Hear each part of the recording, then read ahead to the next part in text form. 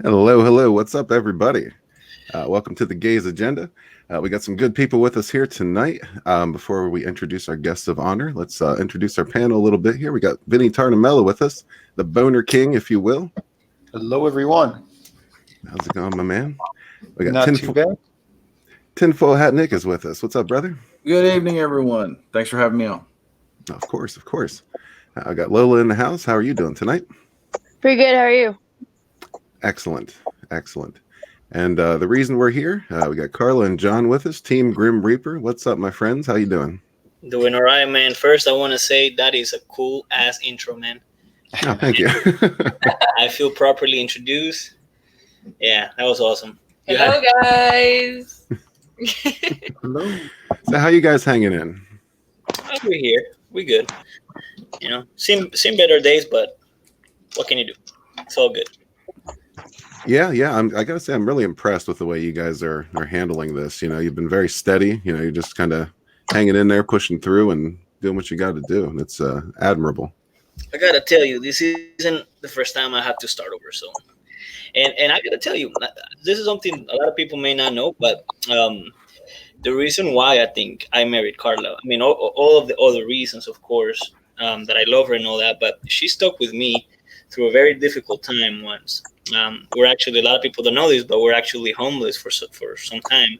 Yeah. And she stuck with me for that time. So I know that I could trust this lady with anything in my life. And so, you know, this isn't the first time we've had to start over. And, you know, that's probably why we're handling the way we're handling it. But I just want to say that if anything like this ever happens to you, always keep your chin up, you know, you'll see brighter days.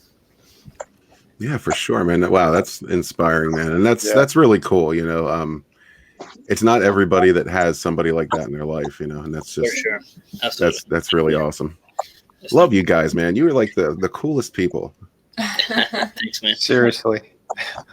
And go ahead, Lola. I'm sorry. I just want to make sure, like, everybody's safe, everybody's okay, nobody got hurt, like. Well, I gotta tell you, I was not in the house at the time. I was actually buying a TV for the house because the house was practically brand new. We just moved in on the 25th, and wow. I was coming back. I had to go to work later that day, and thankfully, Carla was inside the house, and when it all happened. She escaped pretty much unscathed. I mean, except for a burn on her leg that pretty much had healed up by now. Like it's all good. But the main problem with her is that she suffers from, and I do as well. She suffers from asthma. So all the smoke and things kind of got to her. So she had to get a little bit of oxygen and medical attention for that. But other than that, she's all good.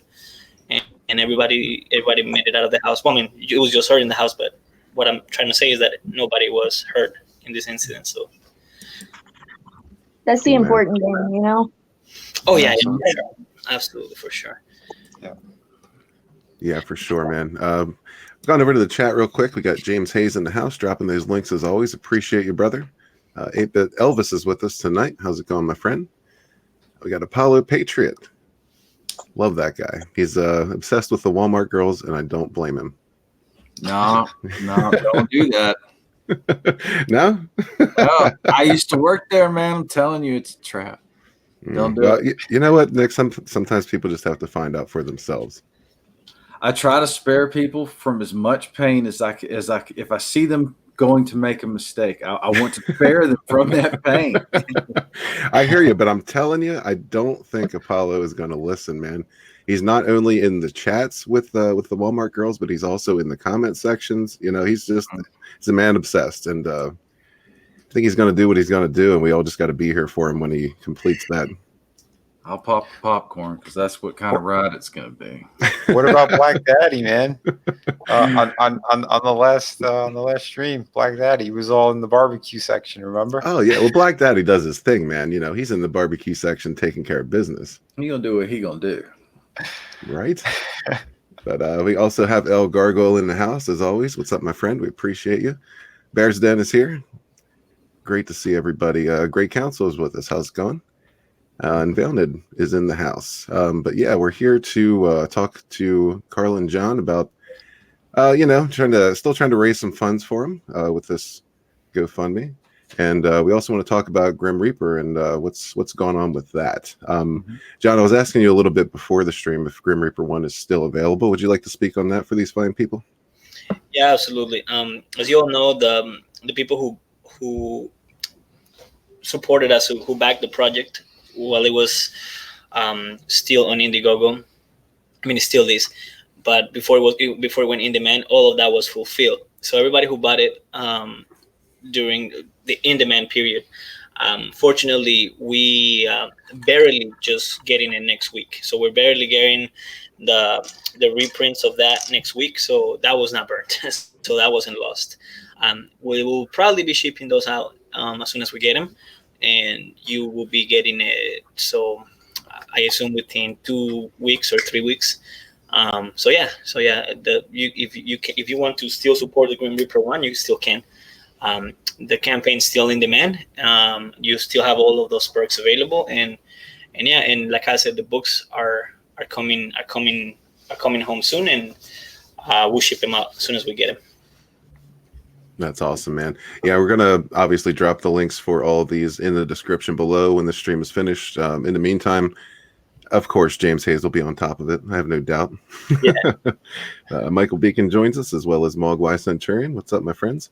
Thanks for coming in. We want to talk a little bit about the GoFundMe, which is over $2,000 now. Thank you, everybody who has contributed, who has shared this out. Please keep doing that. Nick, it closes on Monday, correct? That is correct. We are going to close. I am going to close it on Monday because of the way that Indiegogo, or not Indiegogo, the way that GoFundMe funds is they take between 2 and 5 days from the time that the withdrawal button is hit and all the information is put in to actually fund. And I don't want us to have any issues like you run into on like closing an Indiegogo campaign or trying to get money from Indiegogo if you start your campaign on a Friday. Because they'll try to fund you on a weekend and your bank will start bouncing it back and forth, and you'll have like months and months of where you can't get a hold of the money. And every time that you hit the transfer buttons as well, they ding you for a fee. So I want it just to be a one and done type deal to where the money goes where it goes, and that's it. So you have until Monday morning to donate if you want to. It doesn't matter if it's $1. It doesn't matter if it's $5 or however much, because I understand that we just got through with Christmas and the holidays and everything like that. But if you can give, if you can't, spread the word, man. We're just trying to give some money to Team Grim Reaper so that they can have some money to toothbrushes, clothes, things of that nature. Anything to help them.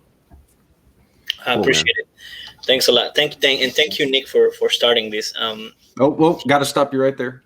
I might have been the one who put up the IGG or the GoFundMe, but actually it was Angus, Red, Adam AF, me, and 2 other people all had the idea at about the same time. And I was just the one who put it up. So there's a bunch of people behind this, man. And then you've got all of Comicsgate out there. Just, Canales told me to tell you guys, hey, and he's thinking about you as well. We all love you, and this is. I wish we could do more. This is plenty, believe me, and thanks to everybody who had this initiative. Thanks to everybody who has contributed. Believe me, we are not worried about all of the material stuff. But like you said, we need some of the essentials right now, and anything we get helps. It helps us a lot. You know what I mean? We understand that, like I was speaking to you guys earlier. Thankfully, the house was insured and all of that, so we will find a way to get back on track and get everything squared away eventually. But it's a process, and these just getting these into our bank accounts is going to help it tremendously. You know what I mean? Like I was mentioning earlier, we did lose all of our tools, like all of the electronics. So for those of you who didn't know, today was supposed to be the launching party for Grim Reaper 2 here at Red's channel. Unfortunately, we did lose a lot of the files. Not all of them, but we did lose some important files. So that's why we are delaying the launching of the campaign for at least a couple of weeks until we can pretty much just restart the whole thing. But we are already working from what we have, with what we have. You know what I mean? And just kind of doing whatever we can to get back on track and get back to work with that. But obviously, with this money, we can start to get the things and the tools that we need to keep working, and that's what we're focused on and what we need right now. Yeah, man, for sure. That's the important part. We got Rosetta Allen in the chat. How you doing? Thank you very much for stopping by. El Gargo brings up a point. He says he can't sell dick pics, but I would say there's a model who's sending out nude pictures to help the people in Australia for money. So go ahead, El Gargo. Take a crack at it. Take a swing at it. That's yeah, right. But Grim Reaper 2 is in. You have a mailing list set up for that, and people can still sign up for this and look out for updates. Correct? Yes, sir. Absolutely. We can. Yeah, we can. You can start signing up for it. Like I said, we're delaying the launching of it for 2 more weeks or so, or a few more weeks, until we can kind of catch up to, not at least to where we were, but closer to where we were. We were at least 80%, 90% done with the project, completely colored and fully, illustrated and all of that, lettered and all that. So, but we did lose like at least half of the book in the fire. So, we are having to redo all those pages from scratch, and actually they're coming out better than before. So that we're happy about that. Is Carla extra motivated now? She is extra motivated. Yes, she is. And at first she was a little down on herself, even blaming herself to a certain point, because what started the fire, what caused the fire, was stupid Santa candle that she loves so much. But I used to love, not anymore. But now she loathes it.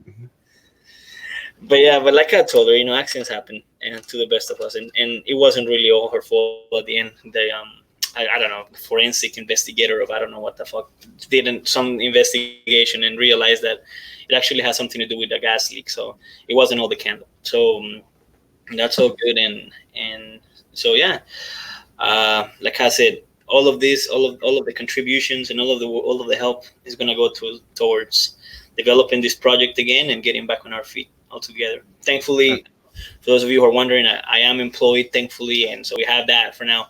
We do have a roof over our heads right now, and that's what matters. And like we were talking earlier, we're safe and we're good. So, but all of that help, we really appreciate it. You guys were amazing, and you showed us who you are. We are super impressed and very proud to call you guys friends.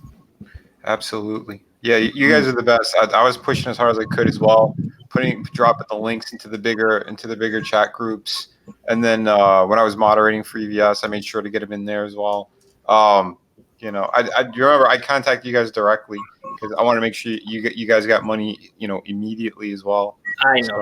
I know. And thank you for that. Thank you for that. It did help. And I got to tell you guys, I am pretty much incommunicated at this point. Like, Carla is the only one that can do any social media because I don't remember my passwords for anything. You know what I mean? I had them all saved up in my laptop, and because that's gone, then I don't know my Twitter password or any of that. You know what I mean? I should have written it down or remembered it, but I don't. So I'll try to see if I can recover it. I just haven't really had the time to actually sit down and start working on all these things. But I am kind of like locked out of a lot of the social media, if not all of it. But if you guys need to talk to us, reach out to us in any way, Carla will be the way to go, because she does have the Twitter saved in her phone and all that. Absolutely. Cool, Oh, man. Yeah, that's a good thing. Yeah, that's where a problem lies. It's something you don't really think about often. Like I have a file of all my passwords on my computer, but if my computer were to burn up, I wouldn't have that. So, Guess yeah, what, you raise a everybody? good point. You can solve that problem from just going forward real easy. There's this thing called cloud storage, and you can put these files for nothing in the cloud, and you'll have them there, and you can go back and get them. There's also backup programs that'll put that stuff on there for you. Oh, absolutely.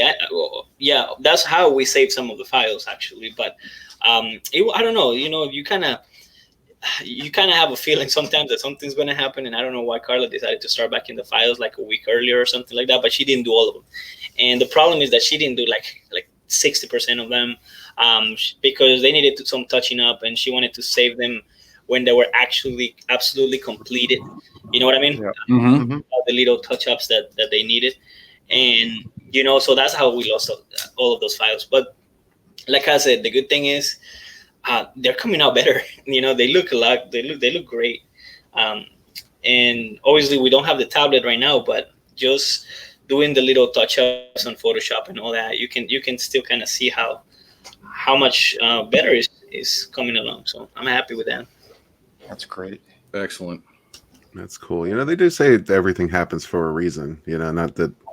Not that I want to, say you had this coming or anything like that, but sometimes bad things happen to you, and it ends up being the best thing that ever did. So, yeah, keep that in the back of your mind as this goes forward. Yeah, Absolutely.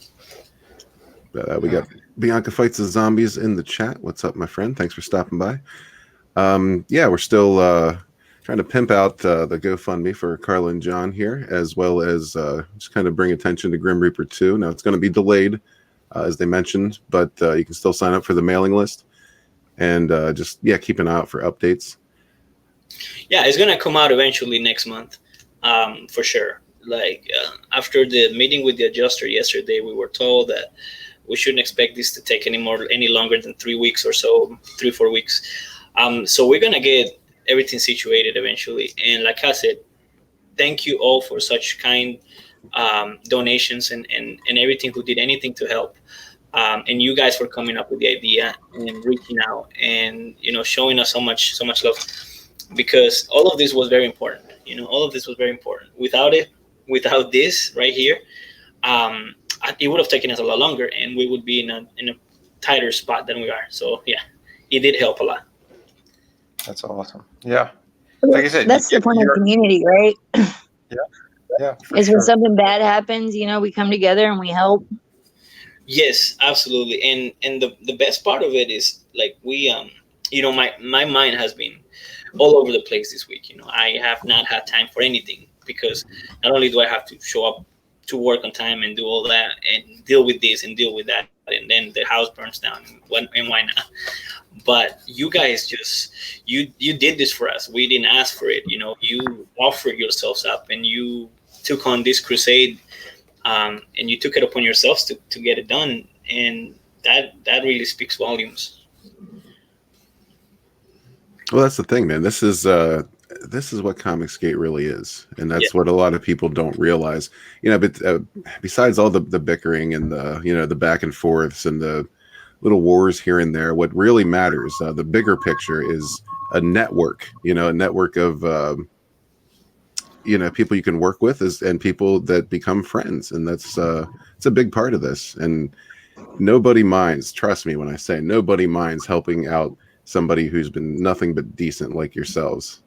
absolutely. Yeah, that's the truth. I mean, that was that's pretty much the driving theme that I've heard whenever I've talked about this or talked about it to somebody, or in the thank yous in the comment sections on the GoFundMe. It's all, these are great people. This is, you two are the best, all this other stuff. And I'm just like, yep, you're absolutely correct. There's, this is what happens when, you live, you treat other people the way you wanted to be treated, the way you want to be treated. And it comes back to you when you need it the most.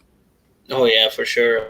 That's that's the golden rule eventually. And when we started with Comicsgate, when we started, when you guys started promoting us, and from the beginning, we knew where we belonged and why we wanted to be here.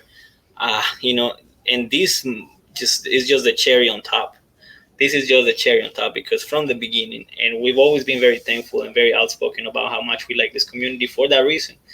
You guys selflessly came out, supported us, you know, gave us a chance to prove ourselves with comics, and of course, like we try to deliver and fulfill and give you guys back as much as we could, because we recognize that, you know, this doesn't really happen anywhere else. It doesn't happen in real life. You know, people don't always just come out to help out others just out of nothing, and you guys did. So thank you for that. Well, the thing is, it's not out of nothing. People recognize what kind of people you are. You know what I mean? Yeah. And that's that goes a long way. You know, because there's like I said before, there's a lot of bickering and, you know, backbiting and that kind of stuff going on. But then you have people like Carla and John who don't do any of that, who just promote their books and help other people out. You know, and have nothing but good things to say. And that's the kind of stuff that people notice. And when stuff like this happens, people definitely remember who you are. Absolutely, man. Absolutely. Yeah. Oh, yeah. Yeah, for sure. We like I was always saying when we first started, we got here very late to the drama to be any part of it. But even if we had come at the right time, I don't think, you know, like we always just show everybody just as much respect as we for several reasons. First, because a lot of you guys are our customers in the first place. You know what I mean? A lot of you guys buy our books and read us. So for that alone, you guys deserve our utmost respect. And secondly, because if you are a creator, if you're a fellow creator, we are supposed to be uplifting each other and making sure that if you do good, that you do good so that we can do good ourselves and the community grows and things like that. And this just proves it, you know. And anybody who's out there and you know, talking nonsense about CG or whatever, this is what CG really looks like right here. Yeah, for sure. And that's the message. You know, it's one of the messages. The real message is just to help your fellow man. But yeah, I mean, it's kind of cool though, because as you know, communities kind of shrink in real life, and people stop talking to their neighbors. You still have online communities like this that pretty much pick up the slack, where there's communities that used to talk and interact with each other don't anymore. So that's one cool aspect of this. You know, people can complain about Twitter being a garbage dump all day long, but I've met a ton of good people there, far more good than bad. So I appreciate this community, and I appreciate just the ability to reach out and network with people like this. It's just a really cool thing. Oh yeah, absolutely. It's I've been very it's been very reaffirming to see CG come out and in the way that it has to help out both John and Carla. It's just been like, I don't know, it's been amazing and a little overwhelming, even for me a little bit. I'm just like some days I'm just like, wow, these, this is one of the best things that I've ever been a part of, and that's saying a lot because I've been a part of some pretty cool things. And they just I love this type of community. Just people just show up to. We share in the victories here in CG, and we also share in the heartbreak and hard times, and we come together and help get each other through those heartbreaks and hard times. Well said, Nick. Well said. I mean, and it's the truth of it. Like you said, we're here to help one another. We're here to help other creators. And yeah, when tragedy strikes, yeah, we have to step up, because that is what's making things amazing and hopeful again. Because like Red was saying, there's a lot of shittiness out there, but to see so much good happening, that's a beautiful thing. And especially for people who really deserve the help, the kind words, like Carla and John. So hail indeed. Hail indeed. It brings me back to the earlier days. I don't know about you, Nick, but it brings me back to the earlier days when we all came together and we helped promote, push, and everybody would come together if somebody had something like this happen. Yep, truly. Absolutely. Yeah, and at the end of the day, it just goes to show that there's these people out here who will say that CG is dead. This proves that it's not, because that's we can fight, and we will fight, and we'll continue to fight with each other, because that's just how family works. Family fights. And but the people who were on the outside looking in, who said this will never make it, this is dead and all this other stuff, this is one of the things that we can hold up and say, you know what, you're absolutely wrong, and this is where you're going to fail. I mean, why you're going to fail. CGers will come out for other CGers when they need them, no matter what. That's something that I've always been, one of the most things I've been most proud about CG in and of itself is, man, when every time I've made a call to CG has stepped up and answered every single time. They've never let me down, and they certainly didn't do it this time. Yeah, for sure. Yeah, that's well said also, man. Oh, just it's strange. It's heartwarming, and it's upsetting at the same time that the situation's upsetting. But the outcome so far has been heartwarming, and I really hope in the long run this is going to actually turn out to be a blessing in disguise for you guys. I think it is. Just like everything, if you're a believer, and even if you're not, you just trust, you just hope for the best always. And because what else can you do? You know what I mean? There's a lot of things that you can change. And like I was telling Carla, when the fire started, her first reaction was trying to put it out. But I'm like, well, once you grew out a certain point, you just realize that this is out of your control. And what else can you do? Just get the hell out. Mm-hmm. And it's the same thing, this is out of our control and nothing we could do about it. So what are we going to be stressing about? You'll be surprised. Like, the more you lose, the less you have to lose in the end. So now we are just, like I said, just going to have to rebuy everything and all that. And cool, man, new stuff, If you look at it from that point of view, it's not so bad.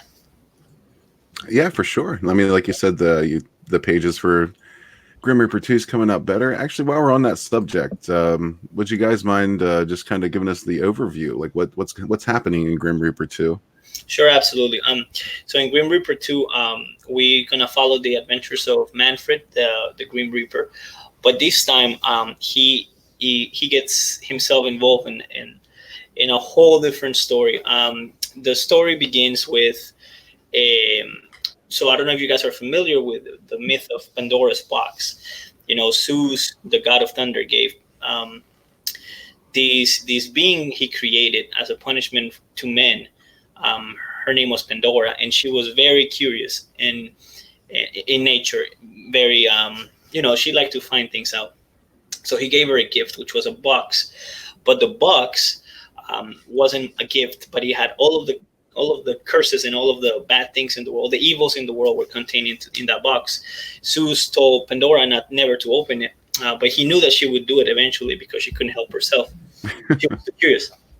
And so he left it at that. When Pandora opened the box, she released all of the evils of the world. So this time I'm grabbing all of those evils and I'm making them into characters. One of those characters, of course, and this is very prominent in the myth of Pandora, is hope. Because hope was seen in ancient Greece as a curse, as a bad thing, because you're always hoping for the best, but in reality the outcome is pretty shitty. So this time hope is a politician. It's very it suits her very well for her character and all that.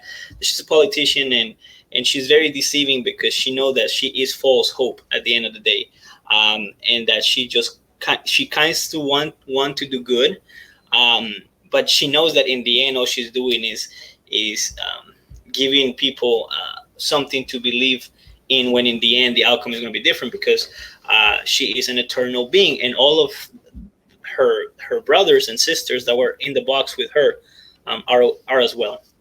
So in this world we'll meet the immortals. The immortals are just these beings that can never die, obviously, as the name implies. And this time, one of them does. So, of course, Manfred, being the angel of death, is blamed for this because, just like his job is to make sure that mortals die, his job is also to make sure that immortals never die. So he gets blamed for this. He kind of gets put on trial for it. and they task him to go and rescue this sin, this curse or this evil, made into a person from hell. So he has to go and rescue her, and a lot of other things happen. And of course, we'll revisit all characters. We will find out more about the Grim Reaper family and the other, his other son that we never got to meet in the first issue. He will show up, and he's kind of doing Hope's dirty work. And we played a lot with a lot of interesting things, a lot of Greek mythology, a lot of ancient paganism, and all that, and mysticism. Like I always do, I threw in there some historical characters. The Night Stalker from California is in this, because the Grim Reaper's son, his name is Rage. He kind of represents violent deaths and mass murders and things like that, and serial killers. He kind of takes control over people and just makes them lose their mind and makes them go crazy and kill others. So we did play a lot with these characters this time, and this is by far, I think, the best we've done with the Grim Reaper and in the Grim Reaper universe.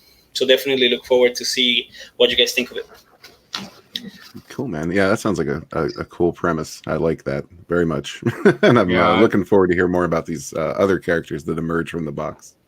Yeah, absolutely. I am the Grim Reaper. The first one was my silver medalists on top 5 books from CG this year, or from 2019. And it's just because of how, like, it's very rare that you find yourself actually rooting for Death and empathizing with Death, because Death has a pretty dysfunctional family, because it's Death, but like how he deals with them, and his kids are stupid. I mean, it's almost like, in a way, you feel like he's kind of like this mix between Archie Bunker and Al Bundy and a few other of those great sitcom dads that have to deal with like these meathead kids, while at the same time having to deal with all the outside nonsense that goes on in your like work life and everything else. And the different tropes and stuff that they do with Death, like without giving the book too much away, the first Grim Reaper, for those who haven't read it, you need to go back it, because it's very, very good. The Death is Manfred was able to retain, it seems like, a little bit of his humanity. And so you see a different kind of Death than when you meet who original Death was in the first Grim Reaper. Like the conversations they had, and how one is like completely aloof and disconnected from the human experience, while the other one is very much still into it, is just, it's outstanding writing. And how they did one of my favorite things. I don't like dialogue bubbles, but I love it when you use different font, because it gives that each character its own voice. I'm a big proponent of people doing that, but and they did it, and they pulled it off pretty well. Thank you. That was all Carla's idea there, with the fonts and with and playing with the speech bubbles and all that. She definitely has an eye for that. And yeah, as far as the writing is concerned, man, we reviewed this so many times. We went through rewrites and things like that, because we want to put out the best possible content. And I think with this project, what we're doing, and like I said, we're gonna have to start the art from scratch, but the writing is intact, because we were emailing it back and forth, so we can obviously retrieve that. And we are doing some really cool things with this issue and with this campaign, because this campaign is not just about the Grim Reaper 2. In this campaign, we're also including a spin-off story that will have the Grim Reaper in it, but not as the main center of focus.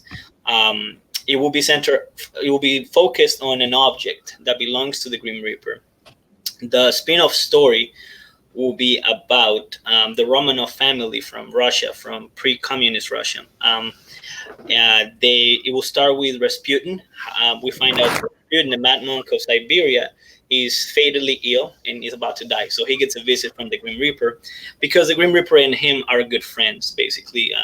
as you all know, Rasputin was a self-proclaimed necromancer, and he said that he was able to speak to the dead and all that. So we kind of made it seem like they had a good relationship, a good friendship.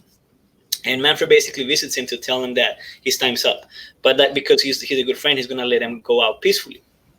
And so Rasputin says, "Hey man, I accept it if it's my fate. What can I do? But just have a drink with me." And so they sit at the bar, they start drinking, they drink a little bit too much. The Grim Reaper cannot handle his vodka. And in this night of drinking and all that, they decided to make a bet. So Rasputin tells him that if he is able to beat him at arm wrestling, that the Grim Reaper cannot take him that day. And Rasputin cheats and eventually beats him at it. And because the Grim Reaper gets beat, he gives him a medallion. And this is the object that's pretty much the center of the story. And he tells him that so long as he wears it, he cannot die. So Rasputin does that. And as you all know, like I said, I always throw a little bit of history in there that actually things that actually happen with the mythology of the universe and all that, and with the fantastical, elements to it. And of course, as you all know, Rasputin had, in the same murder attempt, he was poisoned, he was shot, he was thrown in a frozen river, and even then they still didn't manage to kill him, and he pretty much just died of his wounds later on. But yeah, they tried all these things. And so what I'm kind of implying in the story is that the reason why they couldn't kill him at first, because he was wearing the medallion, until they were able to take it off of him. And so, yeah, the medallion then gets passed around and eventually ends up in one of the Romanovs' kids. And as you all know, they never could find some of the corpses of the Romanov kids. So, so I play a lot with that story that actually happened, and throwing some Grim Reaper and some cool stuff in there as well. And that spin-off will also be available as a perk in many of the perks for the Grim Reaper 2 campaign.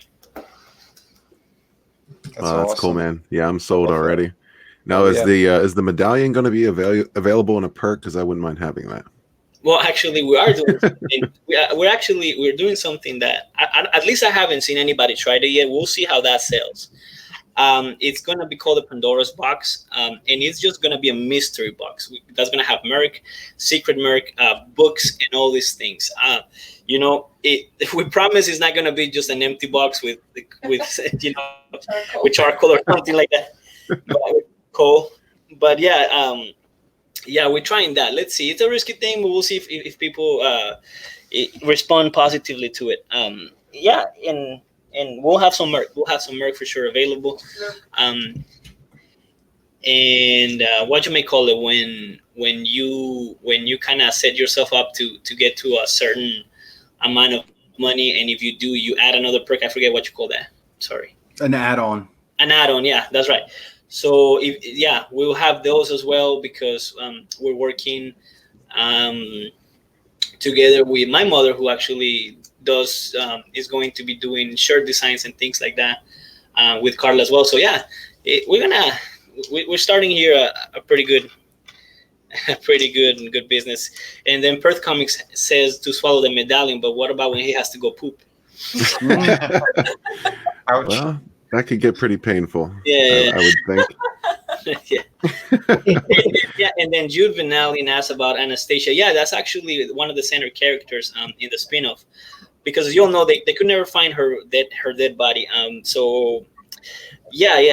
We're playing with that with those ideas a lot, and we're gonna be throwing at you a lot of crazy stuff, original crazy stuff, which is what I like. Cool, man. Yeah, I like the sound of it. I gotta I tell you, I actually put in an order for the first Grim Reaper earlier this week. So you won't regret it, man. Nope, you are not going to be disappointed. I can tell you that much. I was going to tell you guys, just go ahead and hang on to that for a donation. But if it's still available, I'll take it. yeah, for sure. Either way, we'll get the funds. But we, and we, as much as we appreciate it, and believe me, we do appreciate what you did for us with the initiative. We still encourage people. the book is available, and issue 2 is going to be available too. We're not giving up. This is the beginning of something great. I'm telling you, we're very excited about it. Carla is putting a lot of sweat, blood, and tears into it, because the art is just, it speaks for itself. And it's a hell of a lot more work than the writing, I can tell you that. So every once in a while, I offer my help with things like base colors and things, but she just more than the first campaign. but she just redoes them, so it's for nothing. Now, it sounds really cool, and I like the historical elements. Historical fiction, I always find really cool. Like, I'm not a nonfiction guy at all, but historical fiction I can really get into. Right. It's big. History can be very interesting. Like, for those of you who haven't backed the Grim Reaper one or haven't read it yet, the reason why we keep calling the Grim Reaper Manfred is because he is a famous World War I pilot. His name was actually Manfred. He was referred to as the Red Baron, and he was thought to be invincible, in the sky. They could never get him. They could never shoot him down. Until the day they did, but they still didn't find his body. So that's how I played with that as well. He is the Red Baron. He was a war hero in his country in Germany. He was in the German side of World War I. And he is very German about his job too. Very efficient. That's why he is that, and he's definitely that. It's and he has that German sense of humor, which means he doesn't have one. Right. Everything is very literal. Right. I like went through it a couple of times reading it, and I was like, man, he is just taking this way too literal. And I was like, you have to remember who he is.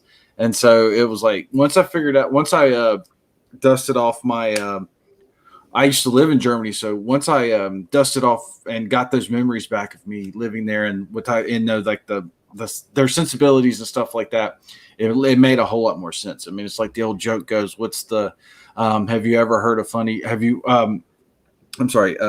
what is it?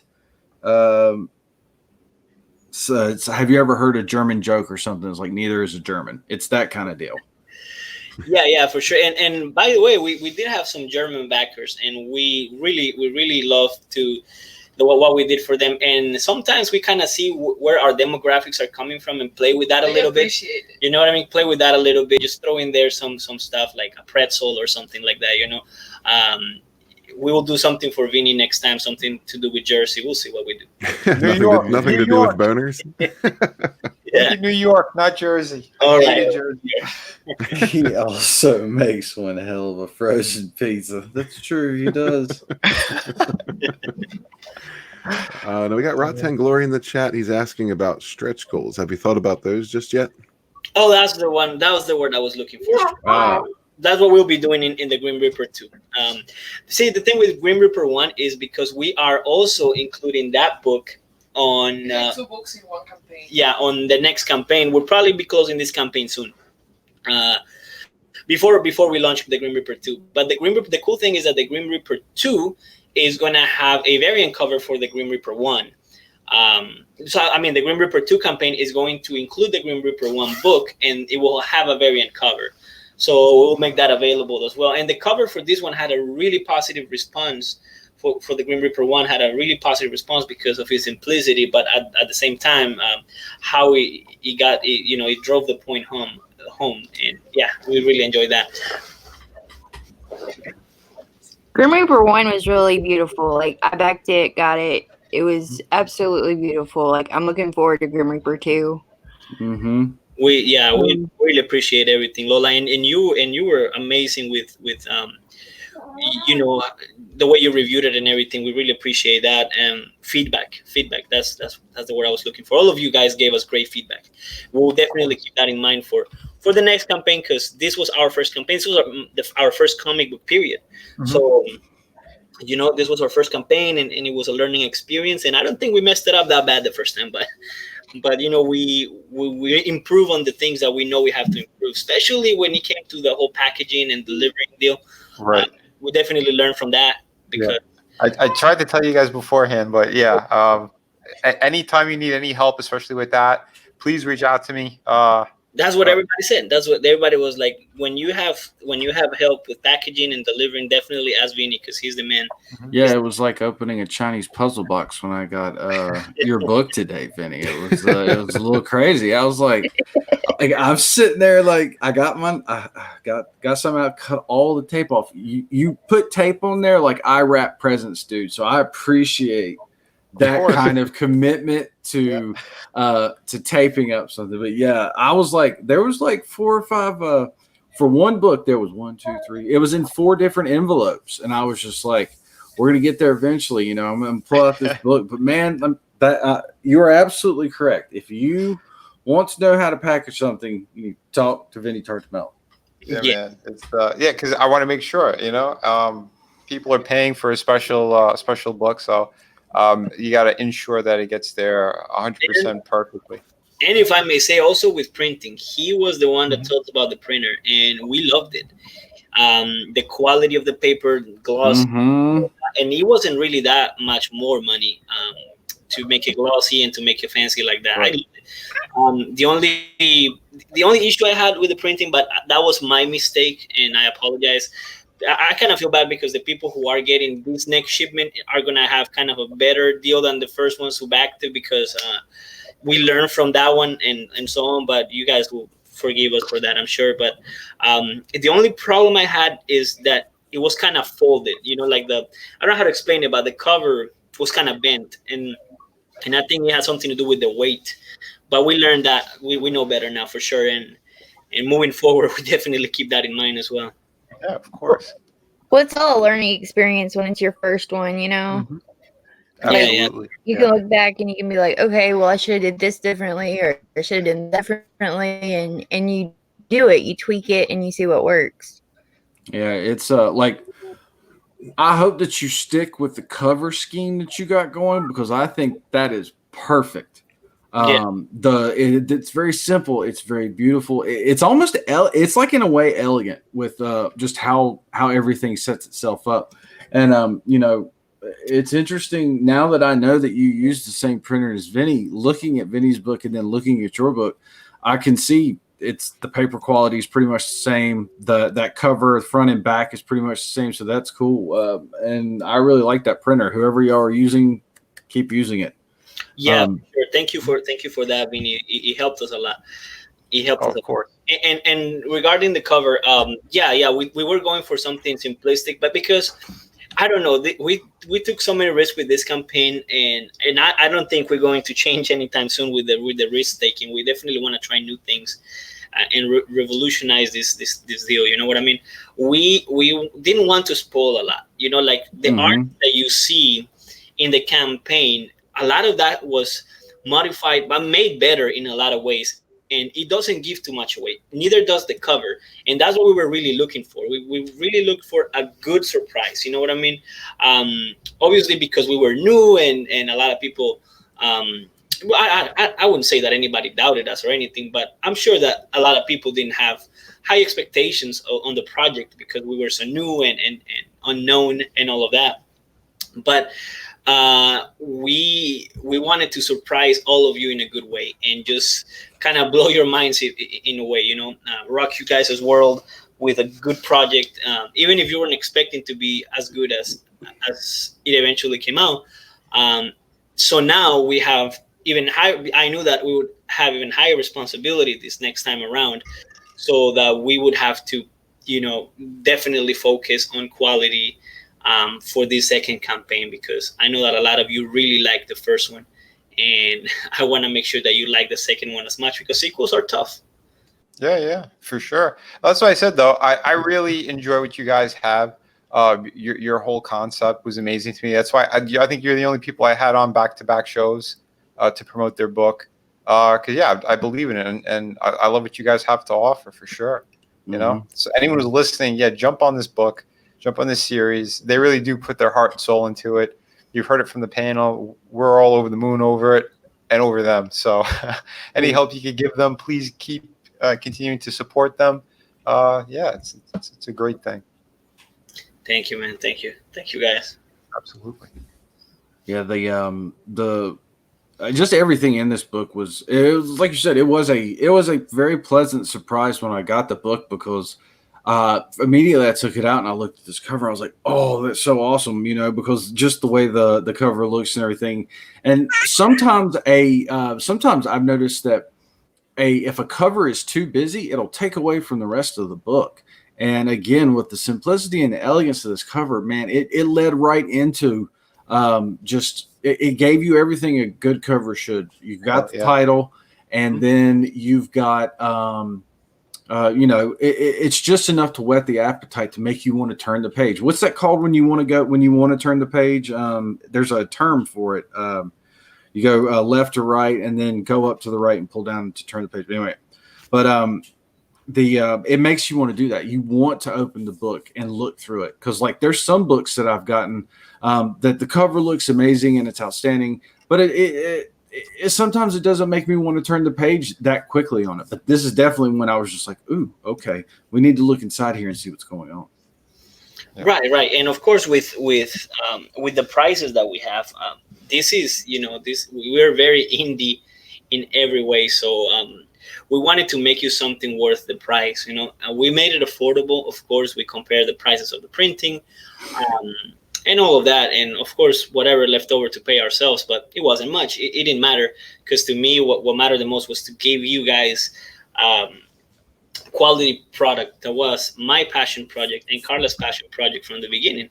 You know what I mean? So we tried our hardest to deliver something good, of good quality for you all, because the price, obviously the price, you can compare what you pay for a Comicsgate book, for a comic book on Indiegogo or something like that, with what you say, what they sell at a comic book store. The price is a lot different. But if you support your indie creators, man, there is so much talent and so many new ideas from all of us, that you will be surprised and pleasantly surprised, like Nick said. Absolutely, yeah. It's just when you combine the writing and the quality of the book and the art is on point, and especially since for those of you who don't know, Carla comes from a manga background, so she has switched over from manga, which is like, especially when it comes to faces and the face in general, in manga and anime, the face is usually a generalized just shape with eyes, and the nose has a generalization to it, and that's it. And the reason being is because they want you to be able to put your own face on there. Whereas in the Western style, the face is one of the most detailed things about the character, and it's one of the things that makes the character. And having to go from that manga style to a Western comic style, it shows her depth and range of talent. And also, I thought she did a very, very good job with just like going to a Western style from that Eastern style. Yeah, I'll let her speak for that. I am no artist. Come on. No, just thank you for that. Like, in the case of the Green Reaper one, I had a co-illustrator. He helped me. With as you were scrolling just a couple seconds ago. Some of his character designs. That girl that there is mine. Is completely mine. Yeah, Themis is my design, and that's purely my style. But then in the other character designs, you have Santiago Gutierrez, that's his name. That's Santiago's signature. He co-illustrated with me. I wasn't feeling very confident at first, like to face a different style. That's what I always say, that I really admire how Beanie is so versatile with styles, because he uses a wide range of styles, and I know how hard it is to change, like to vary in the style, and not like go to the easiest thing to do. So I always say that. But this time I feel much more confident.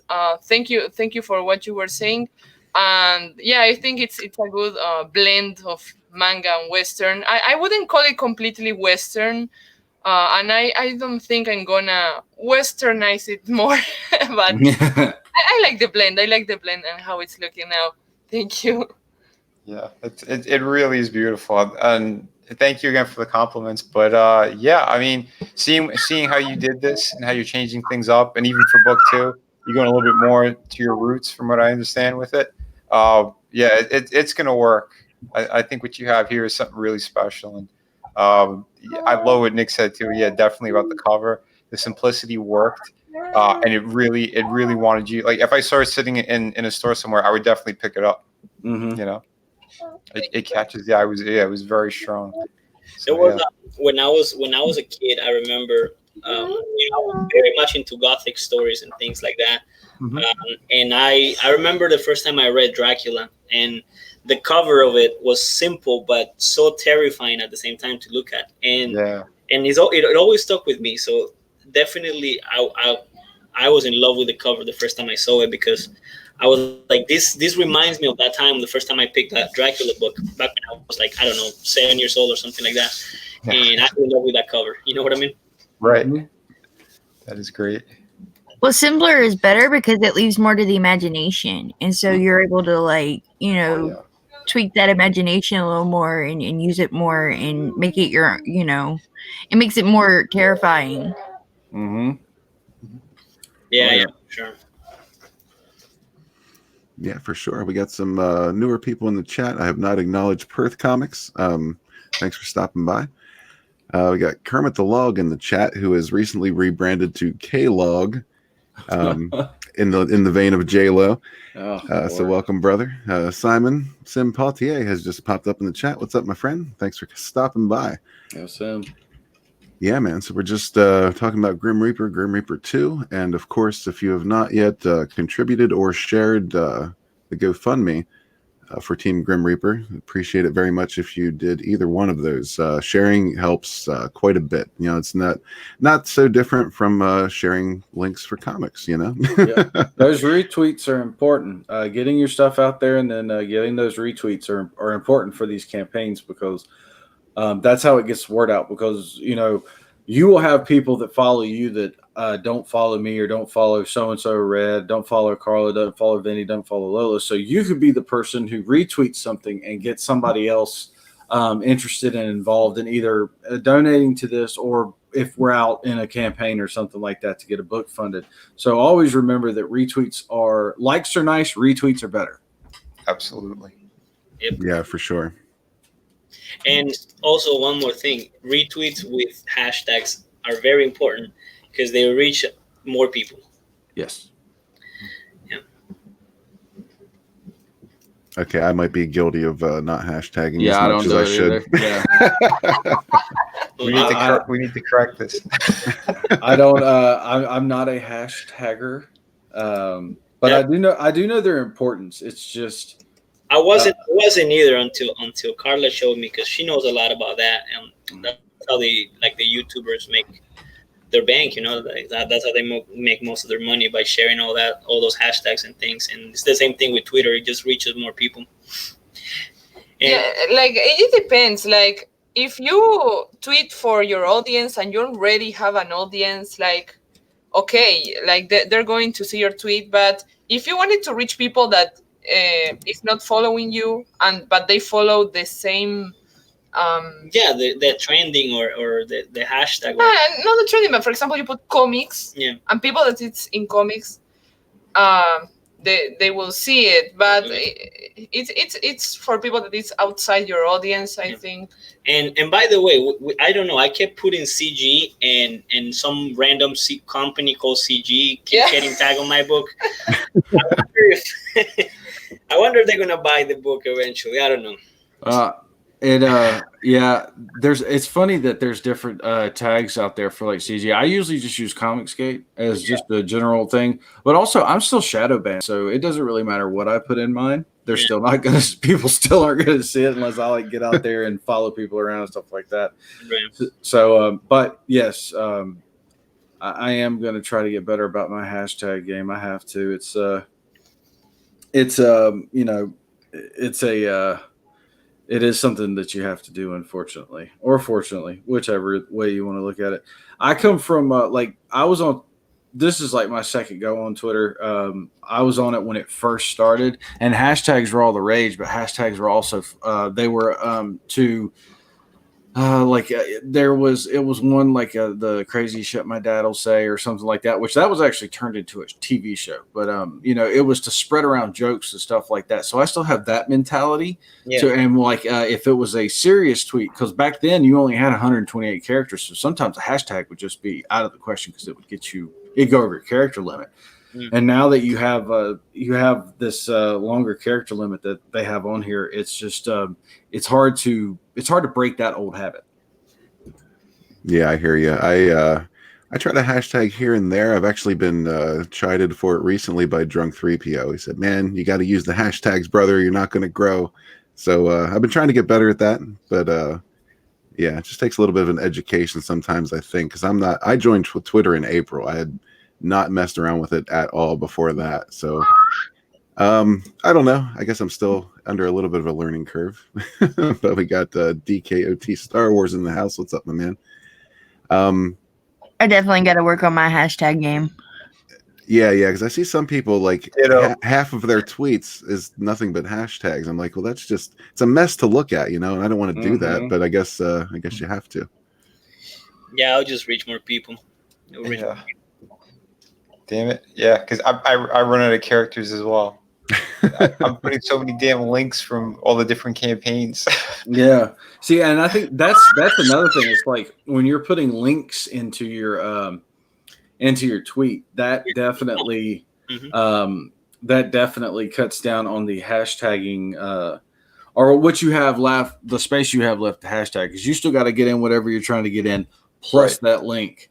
And it can, and plus if you like everybody here has seen the way that I promote, when the way I do the blurb and then the book by so-and-so, I got to get that in there. Then you got to get the thing in at the bottom. And I cut them close most of the time. Like we're talking within like 1 or 2 characters, and I'm in the naughty zone. So it's soon it's going to be like a game of Pictionary. We're going to use symbols and stuff. Well, the funny, and it's about to get a whole lot weirder when Twitter puts this new thing in where like the only people who can see your tweets and reply to them are like people who actually follow you.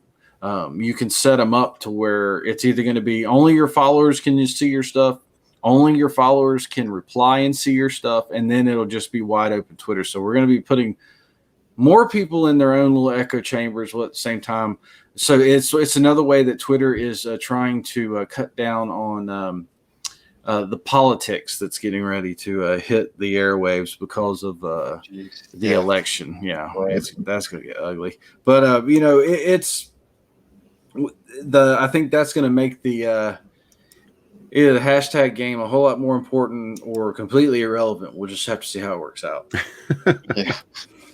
Well, that's something you kind of got to be aware of. If you're running a social media platform, yeah, things are going to blow up when stuff starts to get political. So, I mean, I don't know how many things can you put in place to curb that. Really, I have no idea. Other than like with Twitter, if you post any political ad or anything, they'll ban you immediately. The reason why there was the character uptick on Twitter in the first place was because in the 2016 election, you could only use, it still had the 128. And so Facebook became the political thing to go to. Well, then Twitter decided, well, we're going to up the character thing. And that way you can get more, you can put more stuff down and everything like that. And then that kind of blew up in their faces because everybody started getting on and kind of taking it a little bit too far. And so now they're doing it this way, and then they're going to put everybody in more of a bubble with this new thing that's getting ready to come out. So it's getting crazy out there, kids. Yeah. Crazier. Yeah. Tommy's in the house. Hail, Tommy. People could say what they want to about Twitter back in like when it first started, but back then it was fun and you had to be intelligent to use it because you had to know what you were doing. Because you had very, very limited characters of what you could put out there. And so you had to be able to get your point across and be clever about it and be able to meme. That was the important thing back when Twitter first started, because you could say everything you needed to say in a picture versus Right. having to do the characters. Yeah, like the 1 of 10. Yep. Let me tell you something about Tommy. I'm not sure how familiar any of you are with Tommy, but he's more, I think, of a Fandom Menace guy. But this guy rivals James Hayes in moderation. He is a great moderator also. And if he shows up in any of your chats, I would suggest you mod him because he is excellent. No offense to James Hayes. We love you, brother. But you got some competition. Whoa. Okay. Tommy. Also check out at Vinny Art on YouTube. But yeah, James Hayes is fantastic, and he is beating everybody right now with the symbols game. Oh, for sure. If you're looking at it. For sure. When I'm modding, I suck at the symbol game too, man. I just put up the words like, here's this, here's the link, have at it. There's a symbols game? I didn't know about the symbols game. I must Oh yeah, man, take a look. See, James Hayes is modding for Tommy right now. See? Arrow and apple. So okay. I got you. Yeah, I didn't yeah, I don't know about that. I don't know if I'll get into the symbols game. I've noticed Jack Straw actually gets into the font game. I'm not quite sure how he does it, but he gets the script going for his links. Yes, he does. Yes, I haven't. That is a closely guarded secret. He won't give that up. I think all the top mods should get together and do a stream once a week. Oh, that'd be cool. God, that would be awesome. I mean, if you wanted to get into the technicalities of YouTubing and stuff like that, that would definitely be a interesting way of learning how to do it, because some of those guys, they've got different fonts and they've got all these I guess the symbol game now and hashtag Palooza and all this other stuff. I'm a pretty simple moderator when I do my modding, but I only do it on one channel and it's once a week, or twice a week. Yeah, me too. I pretty much only do it when it pops up. I'm a mod a couple places, but I figure as long as I'm getting the point across, I'm more or less doing my job. I'm kind of a B employee, where these guys are all A plus. Yeah. maybe C plus. We'll see. But the funnest place to mod a channel I have found is on DLive. DLive is a lot more fun than YouTube. I will go ahead and say that right now. Do you have to really mod on DLive? Yeah, you do actually. You would be surprised at what shows up in the chat, but it's a DLive. Modding on DLive is what it used to be like modding on YouTube about 5 years ago. And so it's kind of like it's the Wild West over there. That's my kind of thing. I love when it's just everybody goes nuts, and as long as it's not going to get the channel struck, you just let it go and you fight it out. It's fun. Very cool. Oh, by the way, if people didn't know yet, I am going to have a pretty cool celebrity guest on Tuesday over on my YouTube channel. Oh yeah, pimp it, man, pimp it. Yeah. Lee Ehrenberg. He was in Pirates of the Caribbean. If you remember the two characters, one guy had the wooden eye, and the other one, the little chubby bald one. Yeah, it's that dude. He's super cool. He's a friend and a really, really, really great guy. So yeah, please. I think we're going to be starting at around 7 p.m. Sometimes we're like 5 or 10 minutes late, but I normally write that anyway in the YouTube. But yeah, he's really cool. So come check it out. It's at Vinny Art is my YouTube channel. So yeah, please subscribe. And that's Tuesday, January 14th. So 7 p.m. Eastern Standard Time. Mark it on your calendars. It's going to be a good one.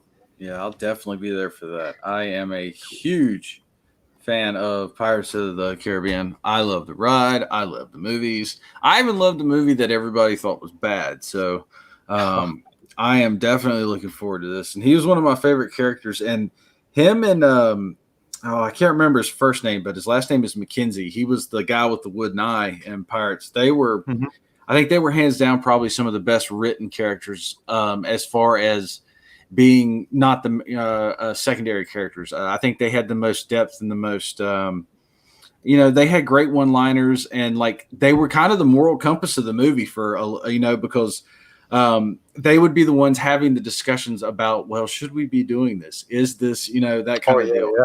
And so I thought that was a pretty inspired and brilliant writing. God, I wish I could remember his name. It's something, the tall, skinny kid, because he was in The Office over in the UK. He wrote and directed The Detectorists, which is about a metal detecting club, which is absolutely hilarious. He's won like 4 or 5 BAFTAs. He's really good. Wow.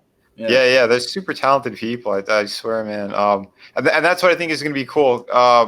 I'm trying every now and then to get some celebrities on that I've known or I came across either in work or conventions. The ones that I found out that that are pretty cool and down for doing this. So my first one was Serena Vincent. He's my second one. And in the following weeks too, I'm gonna have another good friend on. If you enjoyed Ren and Stimpy, he was one of the lead guys who took over. He was there from the beginning as well. Bob Camp. So yeah, he's awesome. I mean, the stories that he has to tell as well is just fucking unbelievable. But so more cool stuff is going to be happening. So I hope more people jump on my channel. We're doing our best here to grow everything, and please patience too, because I know I've already been getting hit up by a few people to get so and so on or this or that. I'm like, I'm one person right now juggling a whole lot of stuff, but I do appreciate it though. So thanks, Fred, for letting me pimp this out. Oh, absolutely. Yeah. If you're not subscribed to Vinny's channel, it's Vinny Art on YouTube. Do that immediately. Also, Tinfoil Hat Nick. It is Tinfoil Hat Nick again, right? Yep, it sure is. It is Tim. It is exactly as you see it on the screen. And it's myself. Sundays is myself and Ebi Canales. We have a show that we do called Sunday Conversations. And tomorrow we are having on Dan Fan to talk about her book, Orgasm Girl. So that is going to be a lot of fun. Now that sounds interesting.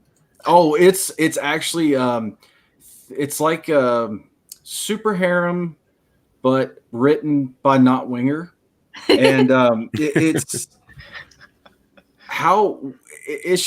a light comedy book. It's really the writing in it's clever. I don't want to give too much away because I don't want to steal her thunder, and she tells the story a whole lot better than I do. So you'll have to tune in tomorrow at 2 p.m. Eastern to be able to hear it. But it's a book that I've been keeping an eye on and really been wanting to see for a while.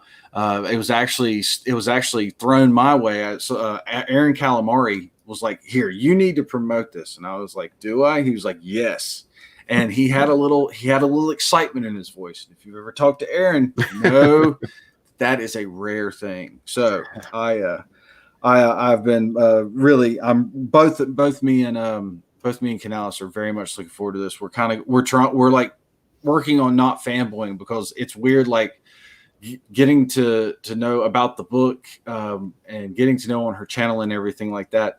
I've actually become a little bit of a fan of her because she's got that dry wit funny to her that is one of my favorite forms of being funny. So it should be good. Cool, man. Yeah, I'm looking forward to that. That's one of those books that has been making the rounds, but I don't know a lot about it yet. Yep. So yeah, I'll definitely be there. I'll be there. Right. Yeah, it has all the makings of being a trigger book, but I think once people hear the story out, it's not going to be that way because there's already been like anti-CG, as in the SJW Ren side of it, right. Sniffing around and trying to talk about it and cause trouble and stuff. And yeah, man, it's Orgasm Girl. That's right up their alley. Yeah, you would think, but not so much. They're screaming for one. They probably haven't had one in years. It could be. I don't know, but it's like it's that same thing over and over again that you always hear. It's like it's like when you have a group of feminists where they say that staying home and being a homemaker is a bad thing, but what if the woman chooses that and that's what she wants to do? Well, then that's the wrong kind of woman. It's been that exact argument. And I'm just like, dude, what is wrong with y'all? You can't. What you're talking about. Huh? I think I know what you're talking about. I saw that. Yes. And it's just, they don't. Those people don't. Those are the ones that drive me the most crazy because they don't have an argument at all. Right. They are just there to be obtuse and stupid, and that makes me nuts more than anything else. That is the one thing.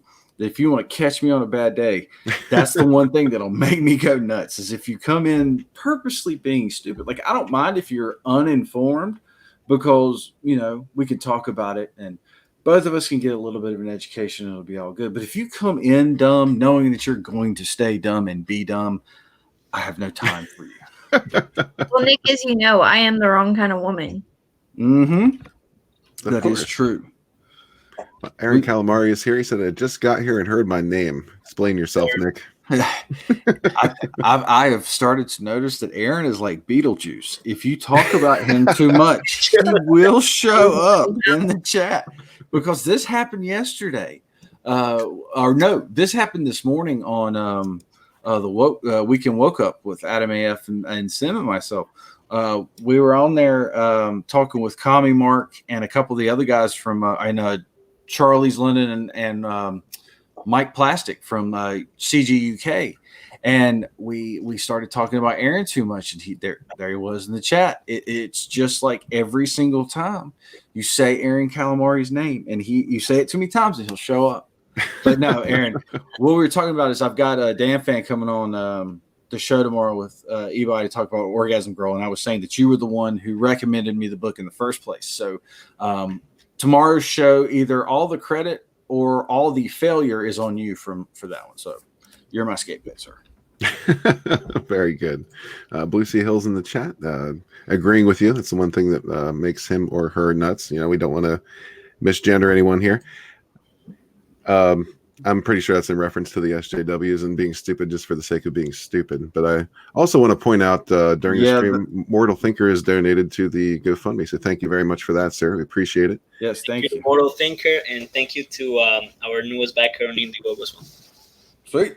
Oh, very good. Very good. You got a backer as well. Nice. Let's just check that out. So yeah, if you can share out this link or donate, very much appreciated for either one of these, the GoFundMe or the Indiegogo.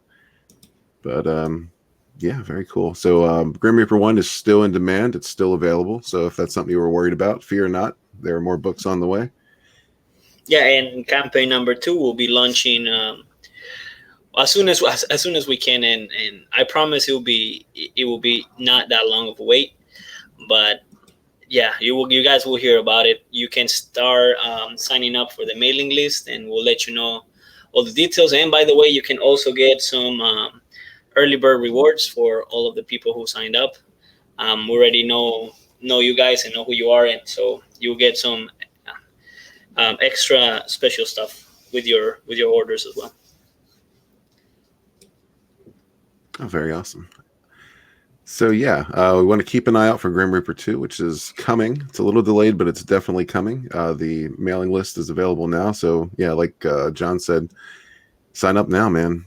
Get in on the early bird rewards. Get in on the book, just for getting in on the book, right? Yeah, absolutely. And like I said, this campaign will have some surprises and some awesome stuff as well. So, but I couldn't promote it as well as you do with your soothing voice. So I'll let you do it again. He is the Morgan Freeman of CG. I promise. I will buy a CD of Red Gaze talking. Like, definitely. You gotta teach me how you do it. the books on CD by Red Gaze. Right. Well, I gotta tell you, I don't really know how I do it because I wasn't. ASMR, like relaxing Red Gaze with rain in the background. You could definitely fall asleep to it. You could. Well, shit, I'll slap that campaign together quick. Yeah, I don't know. I really wasn't aware of the soothing nature of my voice until I got onto YouTube and I kept hearing it. So yeah, I appreciate the compliments. Yeah. Didn't you notice that the baby that was crying in the background stopped? That's why. That was Miller. Oh, okay. Oh, whoa. Oh, man. Oh boy, I yeah. help myself. Sorry. Listen, I'm available for voice work. If anybody needs it, just let me know. If you guys need a trailer for Grim Reaper 2, I'd be more than happy to do it. Just just hit me up. Absolutely, actually, You're hired. you're hired. we man, it's so crazy. We were going to work on that video for the campaign the day the house burned, but we're gonna work on it later once we get our tools back and all that. But Carla was actually, because she's a musician as well, she can play the piano, she can do all that, so she was trying to like compose a song or whatever, and I think with a voiceover. I'm going crazy without my tablet, so I got into music composition. Yeah. I think, and with a voiceover by Red Gaze, I think it will be the best hit, the hit of the year from Comicsgate. Absolutely. That's really cool. I would be honored to speak over Carla's music. Would love to, man. Yeah, I'm someone who's an advocate for him as well, because he's made amazing trailers for me. The first one he did was a surprise. I was like, holy shit, buddy, could you do them all for me? And he's like, of course. Now the guy won't leave me alone. I don't know what to do, frankly. I'm always knocking on his door. I'm like, come on, Red, I need a trailer. For what, Vinny? You know, just for the sake of it. I want to hear your voice more. You can hear my voice anytime you like, Benny. Oh shit. Oh, yeah. I think there's a love connection. I think so too. We're only internet gay. No. Yeah. I mean, I've felt this internet gay connection for a while now. So maybe we'll just come out tonight, you know. No, that's a joke. We're not going to do that. No. Hail the Boner King, but I don't actually want the boner. No offense. No. Things got too weird. We got to go back. That was strange.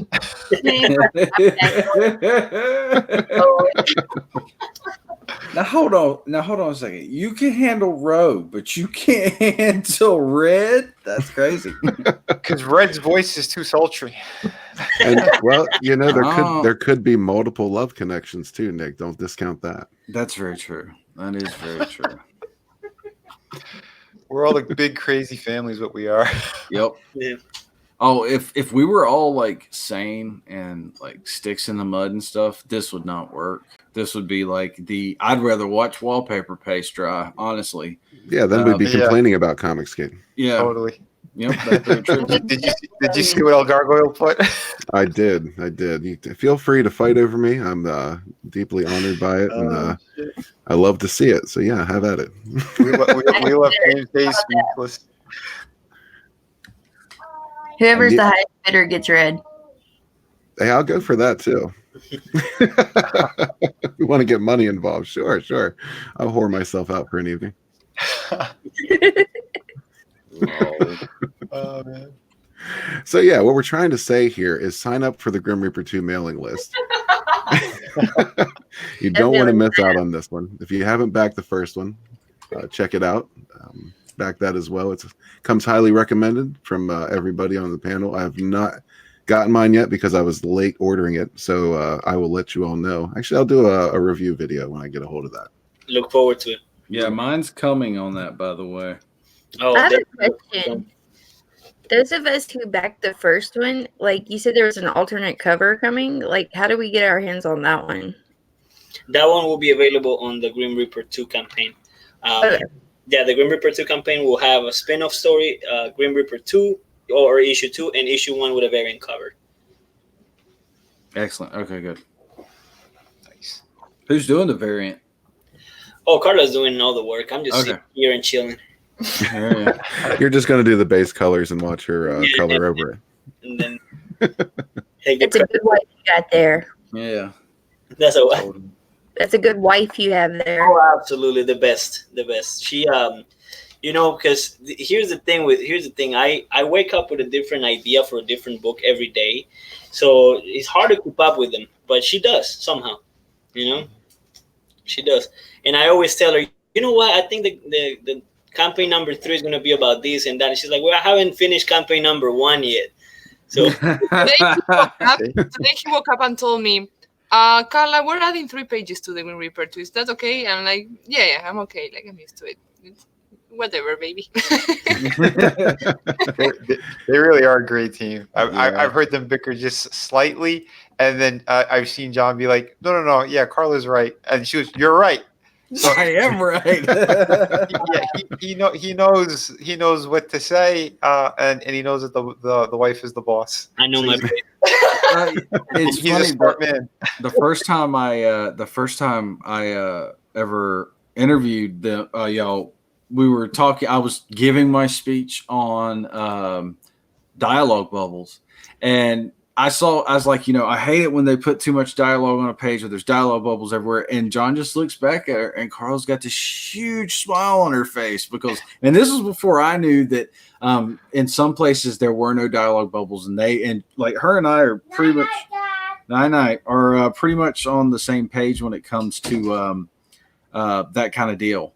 And it was funny to see her smile real big and him just look back and kind of shake his head like, yeah, you were right. Yeah. No, she always tells me, because here's the thing. She does these wonderful drawings, right? That almost look like tapestries, and it's just a shame to see them being butchered by dialogue or by anything, right? And so I always tell her, just like, oh my God, you stop, because she starts erasing things and making room for this and for that, or something that I love so much, like her own work. And she just tells me, an artist can never fall in love with her own work, because you're going to have to do so many modifications and things that, it's pointless. So yeah, definitely. She knows what she's doing. I just sit back and watch. Yep, absolutely. Her art Yeah. is beautiful. Mm-hmm. That's why I backed the first one, was because the art just took me away. I see how it is. No, she wasn't sold on the story. To be fair, there was nothing on there as far as dialogue when we first saw the Grim Reaper, and we had an elevator pitch to go by. So the art usually does sell the book up front until you get a more depth and in detailed story added to it. Mm-hmm. Yeah, that's just a reality. People are looking for visuals, especially on these campaigns. The more you can scroll down and see pictures, the better. Oh, yeah. I understand. Yeah, listen, I'm about to launch a novel, and I'm doing the same damn thing. Got to have those pictures. Got to have that art. Got to put these guys to work. Yeah. Hell yeah. That is nuts that you. So you are. So tell us about Sunsworn, because I need to know more about this. Yes, we all want to know. Oh, I can tell you a little bit about it. If you're gonna twist my arm, okay. Yeah, if you're gonna twist my arm, yeah, go ahead and sign up for the mailing list for this as well. This is a science fantasy novel that will also include a visual companion with art by Narwhal. There's a mystery artist doing the cover. Don't want to announce that just yet, but it's one of the best in Comicsgate. I promise you that. Trying to get some other guys involved.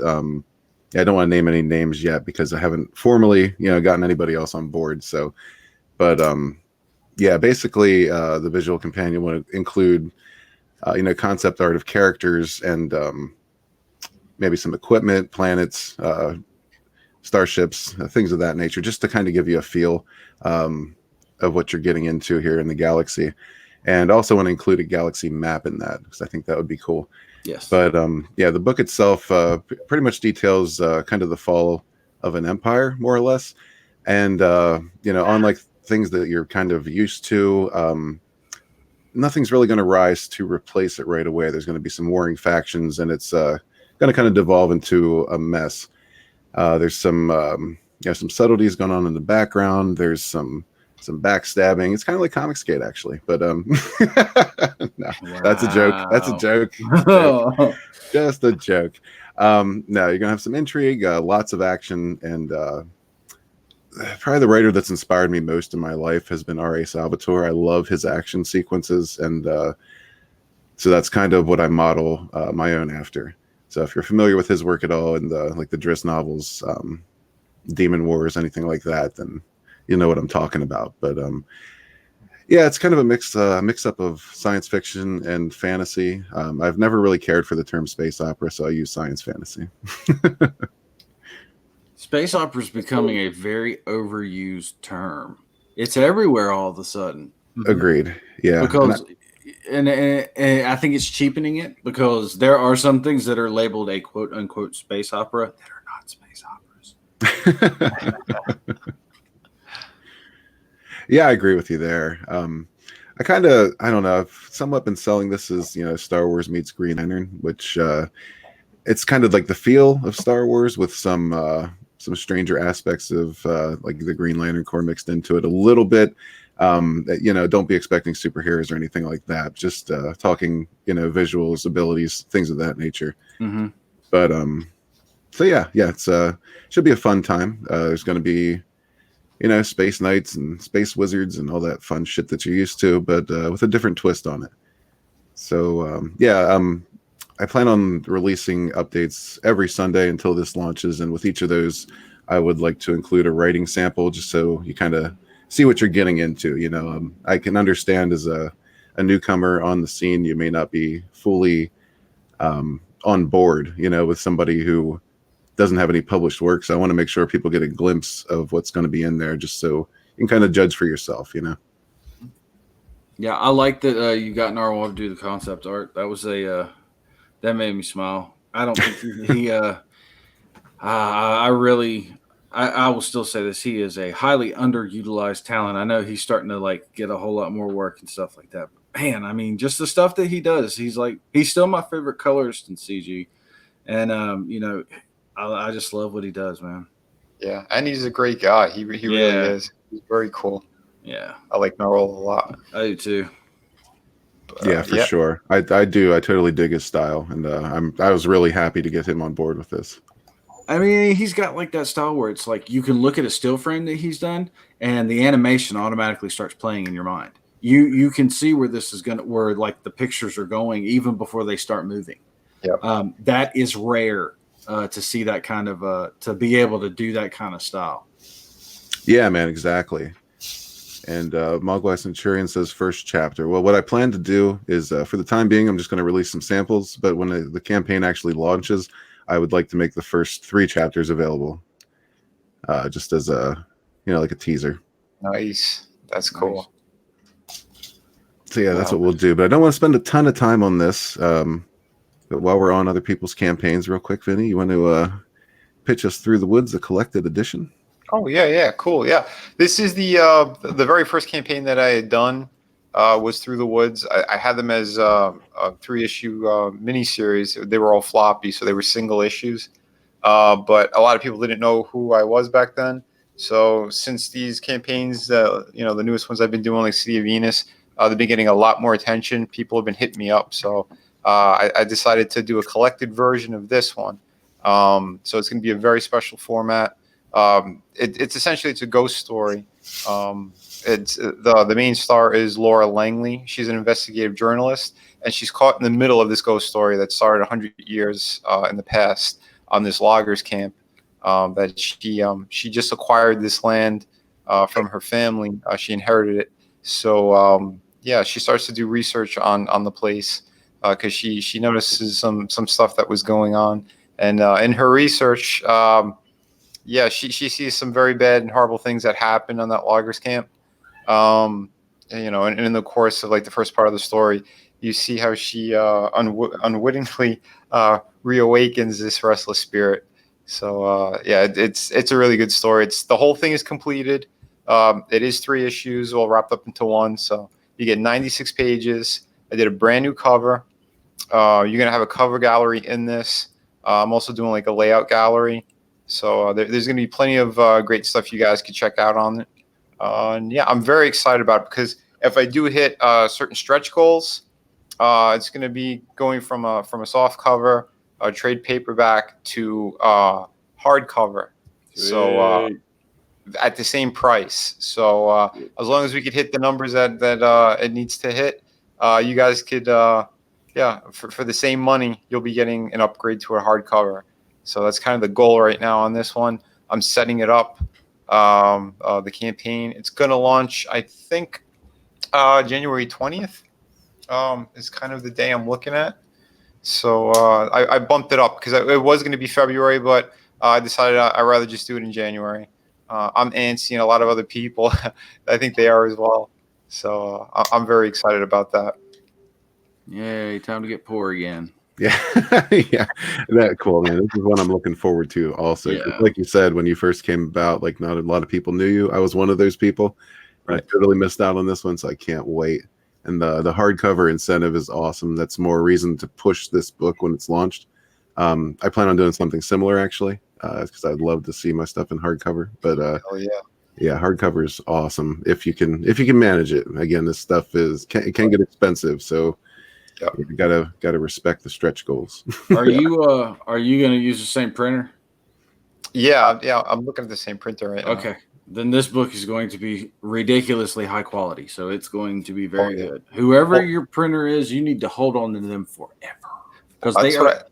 I mean, dude, I can't like I really can never hark on paper. I know it's nerdy to talk about paper quality and like the cardstock quality that you use for your cover and paper quality and ink and stuff like that. Because and to most people who are like not, I guess, comic book nerds or whatever, this kind of goes over their head. But that stuff is extraordinarily important when it comes to building in value to a book like this or to any book, because it means that it's going to last a lot longer. The colors are gonna stay bright and vivid a lot longer. Because like these books will eventually end up in my daughter's hands. These are my collection will transfer over to her. She's already drawing her own comics and she's 6. So I mean, she's already got the bug. So dude, that is amazing. And I got to say that too, because I'm not just a creator. I'm also a backer of projects. I'm a collector as well. So I think people who are paying, a premium price should get a premium book. So all my campaigns, I've been doing the highest quality paper and the highest stock quality for the cover. So there's going to be no change in that. I'm going above and beyond. And even if that means my cut isn't as great, I don't care. I want to give everyone something special. And I'll tell you right now, I have a proof copy of the soft cover, and I'm going to tell you right now, this quality is unbelievable. And this is just the soft cover, and you can hear the paper. Wow. Okay. Yeah. Oh, he's got it right there, teasing us with it. So and trust me, I even have the glossy finish on this one. It's mouth watering. As soon as you see it, you just want to dive into it. Nice. Well, Vinny, here's some good news for you. Mogwai Centurion says my City of Venus package was bent by the mailman. The packaging and book quality was so good, the book was not damaged. Oh, thank God. That doesn't surprise me after I went through the Chinese puzzle box that I had to go through today. Not at all. Yeah, when you're on packaging Vinny's books, you want to make sure you have a sharp knife handy and make sure you know how to use it so you don't damage what's inside. Yep. That's right. Because I've only had 1 or 2 out of I think I'm up to 320 backers now. I've only had 1 or 2 people who had complaints about the mailman, but that's literally because their mailman really did cram it into their mailbox and bent the shit out of it. So that's another reason why, I learned in previous campaigns to really, really reinforce these things. Get your cardboard in there, get your tape handy, and have at it. Yeah. Yeah, for sure. So definitely, you want to sign up for all these. Sign up for Through the Woods Collected Edition.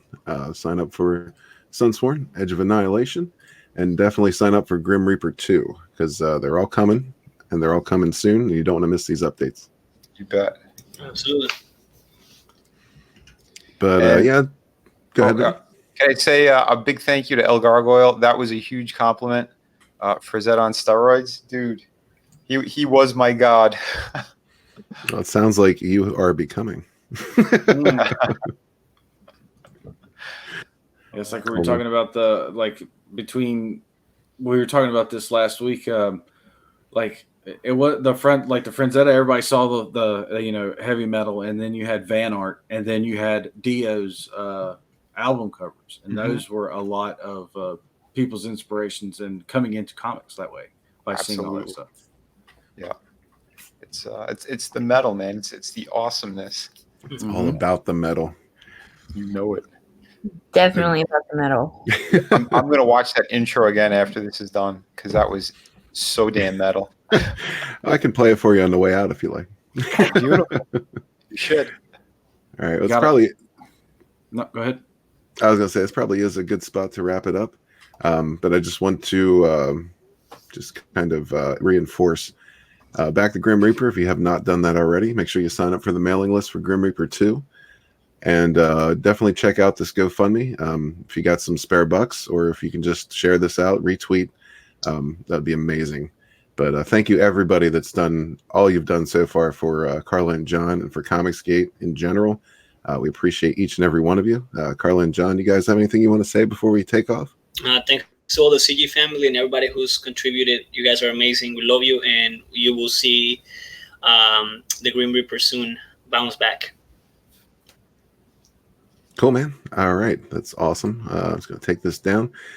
And yeah, we'll just give Vinny the intro on the way out. Thanks, Fred. My pleasure. No, it's nice when you put some work into things and people appreciate it. So I appreciate you. Absolutely, brother. Mm-hmm. All right, everyone. Thanks again, and we will catch you on the next one.